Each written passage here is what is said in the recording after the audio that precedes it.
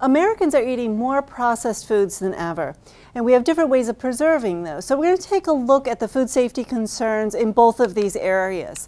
So when we look at the processing of some of these foods that are available in our marketplace, we see that they're going to provide convenience and they're going to provide speed, especially for harried parents, right, who don't have time to prepare meals.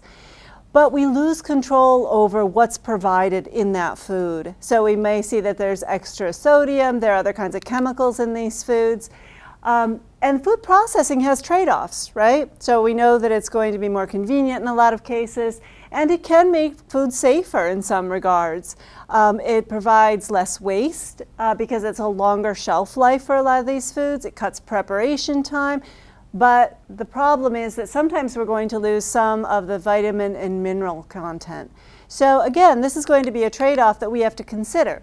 There are things that we do during food processing that make some of these foods safer. Pasteurization is really important for a lot of dairy products. It's going to make that milk a lot safer to drink, and the kind of nutrient loss that we see from pasteurization is really quite minimal. There are different ways that we can pasteurize foods, and you'll probably see this in the marketplace if you ever look at the difference between regular pasteurized milk and ultra pasteurized. So the ultra pasteurized uses very, very high temperatures.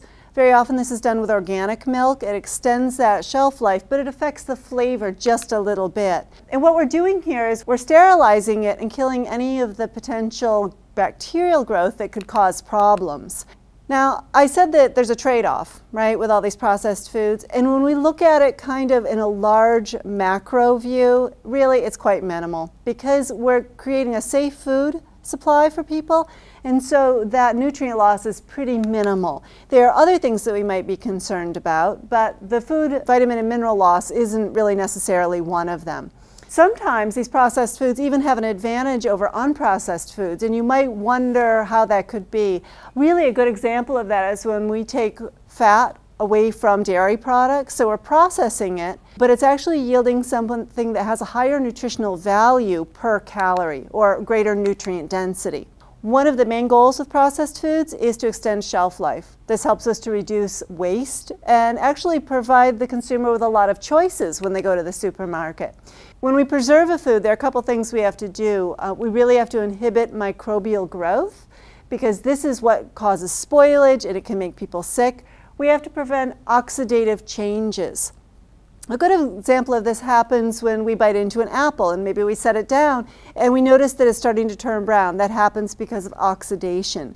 Any kind of cut fruit or vegetable could potentially suffer from oxidative changes. And then enzymatic destruction. And this occurs kind of as a normal product of food breakdown. And it can lead to spoilage and really a food that consumers don't want to have. Now, there are a lot of different terms you're going to see when you go to the supermarket. You might see a sell-by date. You might see a best if used by date. Now, both of these have some flexibility on the consumer end. So a sell-by date, the store can't sell it after that date, but it is perfectly safe to consume after that date. So take a look at this list because I think it's pretty important to know what these different terms mean. If we actually use these terms the way they're intended, we could reduce food waste significantly in the U.S. Let's turn our attention to canned foods. Now, canning is a great way to preserve foods, and it actually can make that food product very, very stable and also inhibit some of that bacterial contamination because it kills microorganisms and it's going to seal out air. At the same time, the different kind of apparatus, the can and the lid or the food container are all sterilized. So this is going to prevent bacterial growth as well. Now, every time we use another degree of temperature in the canning process, we're going to kill potentially more of the harmful bacteria. The effect of this temperature on the nutritional content of food is pretty minimal. We're really talking about some potential for vitamin loss. There are some different ways that we can preserve that nutritional content of canned foods. And really in the industrial setting, we can use high temperature. And so that food is canned at a very high temperature and it doesn't actually get exposed to high temperatures for a long duration, which seems to be more problematic in destroying nutrient content. There are some things that are incredibly stable in canned foods. For instance, fat-soluble vitamins and most minerals. They're not really affected by canning. There are a couple of water-soluble vitamins that would be a concern to us. So thiamine, which is one of the B vitamins, riboflavin, another B vitamin, and then also vitamin C. Now you're probably most familiar with vitamin C, maybe if you consume orange juice or if you eat strawberries or red bell peppers. All those contain pretty significant amounts of vitamin C. Minerals, on the other hand, are unaffected by heat. So we don't really worry about destroying the mineral content of foods nearly as much. But we know that they can leach into that canning water. So if you have a can of, let's say, canned peas or canned asparagus, that fluid actually becomes pretty nutrient dense, and most people throw that away. Now, if that food is sodium reduced, you might actually use that canning water if you were making soup or doing something else. Now, the losses here are pretty minimal, but when we look at what is being canned, then we start to understand the picture a little bit more. So if you have green beans that are whole, that's very different than cut up green beans. You're likely to see more nutrient losses in a product that has been chopped or cut than one that is whole. Minerals in some canned products are actually increased, and the one I'm thinking about here is sodium. And you're probably well aware of this, that canned foods tend to be pretty high in sodium. We can rinse some of that off, but it's always going to remain to some extent. That added sodium in these canned products can really be a problem for people with hypertension, so we have to be aware of that. You can buy lower sodium versions of a lot of canned products, but they tend to be more costly, and so people are price sensitive and avoid those. Now, we talked about canning. The other thing that we could do is freezing. Now, freezing is a great method for preserving food, and we're kind of suspending it, right, cryogenically. So it's going to be that spoilage is potentially halted. And this can slow enzymatic reactions. So berries, for instance, you know, they might normally spoil in a few days in our refrigerator, but a frozen berry is going to last months in our freezer, and we don't have to worry about that. The losses to nutrient value are similar to ones that we might see with other preserving methods. We see that vitamin C is sensitive, just like it was with canning. This is a potentially temperamental vitamin. So, you know, again, if the fruits are uncut, we're going to lose a little bit less of that. So if you have the choice of buying whole strawberries or cut strawberries, go for the whole berries, right? Especially if you're going to use them in a smoothie or something like that, they're going to get ground up anyway. Minerals are not lost with freezing, so we don't have to worry about that. So we're seeing a trend here that what's lost in preserving foods tends to be the vitamins. Now, so frozen foods have an advantage, especially over canned, and maybe even over fresh sometimes, which can be surprising. Fresh foods are often harvested unripe. So when you get a cantaloupe in the supermarket, it was harvested long before it was ripe. Same thing with berries, sweet corn, all of those produce items. But frozen foods are actually, they're frozen at the peak of freshness and the peak of ripeness. So all of the vitamins in that product have fully developed. So they actually have pretty high nutrient content. And then we flash freeze it at that moment. It's picked and it's preserved in the same day. Sometimes consumers make the mistake of bringing home fresh produce and putting it in the fridge and letting it sit a few days. This actually accelerates some of those nutrient losses. So in those cases, actually buying frozen produce would be a better choice than letting it continue to degrade in the supermarket or in your refrigerator at home. Now, we could do one more thing to food. We could dry it, right? And what we're doing when we dry food is really to reduce the moisture content. Now, this is going to eliminate some of that microbial damage because, as we said, microbes need moisture to really thrive. So it's also going to reduce the weight and volume of food. So dried foods can actually take up less space in the market. They're easier to ship. There are a lot of advantages to this. And there are some foods that you routinely see dried. So you can think about raisins. You could also think about mushrooms. They're very often dried because they're so incredibly expensive and they're going to degrade and rot very quickly that drying them actually is going to preserve the food much longer. Now, commercially, this process doesn't result in much nutrient loss, but when we do it at home, it can, especially if people are using the oven to dry fruits or vegetables. So for instance, if you ever dry tomatoes or you dry apple slices, maybe you use the oven, and that heat seems to cause a lot of trouble. So unlike the home consumer, commercially dried fruits and vegetables are done with large dehydrators and not with ovens necessarily. So it can preserve more of that vitamin than we would at home. Drying fruits and vegetables is not without problems. Sometimes during this process, different kinds of preservatives will be added. Sulfites are a big one that you'll see sometimes on food labels. They'll do this with things like apricots. You've ever noticed that apricots are that beautiful orange color? Well, they wouldn't naturally be that color if we didn't actually add some kind of a preserving agent that prevents that browning. Some people have very, very significant reactions to that sulfite.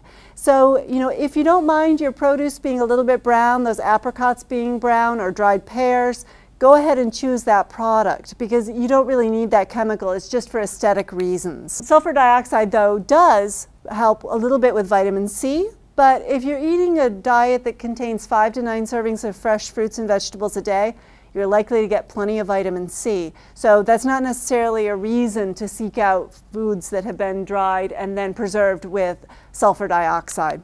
So I started by telling you that processed foods sometimes are a trade-off. Convenience, but then we are also going to sacrifice something.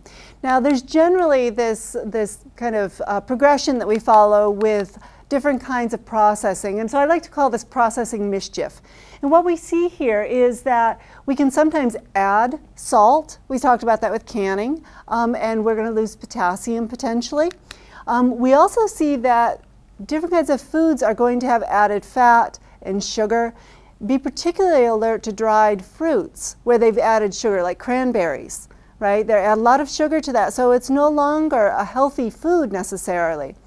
The flip side of all of this processing and all these processed foods is actually whole foods, right? So if we can choose foods that are as close to their native form as possible, that's where we're going to get the most bang for our buck. So when we do this, we want to look for things that are potentially only cut. They haven't undergone any significant heating. Maybe they're frozen, but they're just the berry, they're just the melon, or just the peas, nothing else added to it. So in the supermarket, you're faced with lots of different choices, from whole foods all the way to highly processed foods. And it can be really difficult for consumers to make choices. So think of this as a continuum. Right, so if you're choosing a whole grain bread, that might be your best option. Then the next one is a refined white bread, and then donuts, for instance, right? Or some kind of very, very squishy white bread. You can do the same thing with fruits. So here we could have the whole fruit intact. Then we could go to orange juice, and then maybe orange flavored soda or Tang or something like that. So again, try to choose foods over here on this left-hand column, right? It doesn't mean you can never have the foods over on the right, but you want to use those less often. Now, once we've made our choices at the supermarket and we come home, we've kind of only talked about half of the equation, right? So we've chosen a healthy food at the supermarket. What we do with that food at home really counts. So preparation is the other half of the story besides just choosing the food.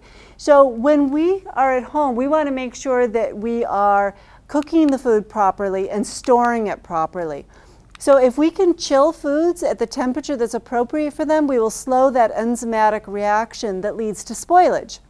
So there are some foods that should be refrigerated, and then there are some that are best left on the counter.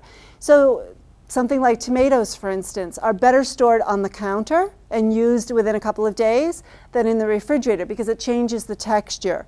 Oranges, I would probably store those in the refrigerator, not on the counter. Apples, you might set them out for a day to come to room temperature if that's how you prefer to eat them, but you want to store them long term in the refrigerator because it will really extend the life of that particular food. When we protect things from light and air, we can also reduce spoilage. This is very true when we think about something like orange juice. Now, most orange juice comes in a carton, right? And light does not penetrate that. Vitamin C is particularly vulnerable to light and then also heat and time. So we want to make sure that things are covered. So if you had an open pitcher of orange juice, you could actually measure that the vitamin C content in that open pitcher will degrade faster than something that's covered.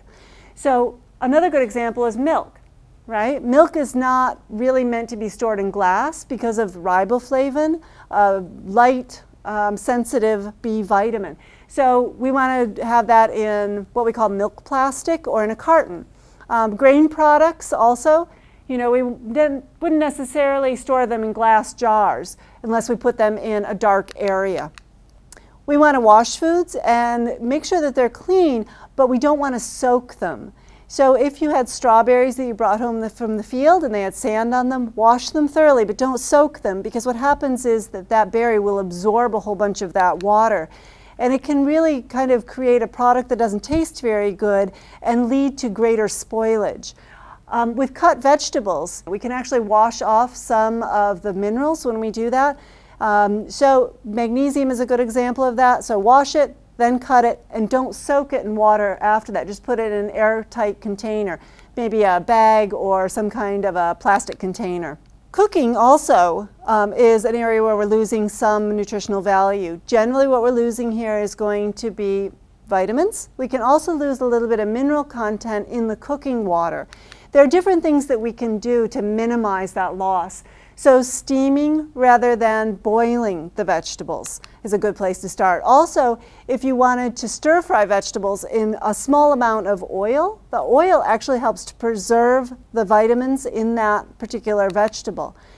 It might surprise you to know that microwaving food is actually a pretty good way to preserve the vitamin content of that food, because we're not using a lot of excess fluid in it, and we're actually doing it at a very high temperature for a short period of time. But you know your microwave the best. So there are different wattages and different powers. You also want to very often move the food around a little bit so you don't get areas of overcooking. As you can see, food safety and food preservation and preparation is a lot more complicated than we thought. Common sense rules apply here, along with safe handling.